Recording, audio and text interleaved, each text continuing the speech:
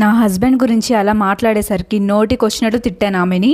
ఆమె మాటలు నేను అసలు నమ్మలేదు. ఎందుకంటే నా హస్బెండ్ నాతో చాలా ప్రేమగా ఉండేవాడు. అలాంటి అతన్ని పట్టుకొని ఎలా నమ్మమంటారు ఆమె చెప్పిన మాటల్ని. అప్పటికే చాలా రోజుల నుంచి ఇంట్లో డబ్బులు తక్కువ ఇచ్చేవాడు, అయినా నేనేం పట్టించుకోలేదు.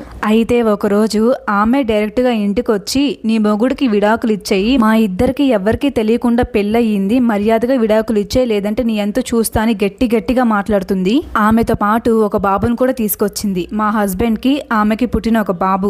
ఇంకా అర్థం చేసుకోండి మీరే. నాకైతే నోట్లో నుంచి మాట రావట్లేదు. ఏదైనా చేద్దాం అనుకున్నా కానీ నేను ప్రెగ్నెంట్ అయితిని, కొట్లాటలో ఏదైనా జరిగితే నా బిడ్డకే సమస్య అని ఏడ్చుకుంటూ నా పుట్టింటికి వెళ్ళిపోయాను. అప్పటికప్పుడే కట్టు బట్టలతో నా కొడుకుని తీసుకొని పుట్టింటికి వెళ్ళిపోయాను. నా హస్బెండ్ అలా చేస్తాడని కలలో కూడా అనుకోలేదు. ఒక్కసారిగా నా భవిష్యత్ నా కళ్ళ ముందు గిర్రని తిరిగింది. ఒక పిల్లోడు, అదే కాకుండా ఇంకా రెండో కాన్పు కూడా కాలేదు. అప్పటికే నా జీవితం నాశనం అయిపోయిందని రాత్రి పగలు ఏడుస్తూనే ఉన్నాను. అది చాలదన్నట్టు నా పుట్టింటి వాళ్ళు అతన్ని గట్టిగా అడగాల్సింది పోయి అడుక్కుంటున్నారు, ముగ్గురు కలిసి ఉండండి అని.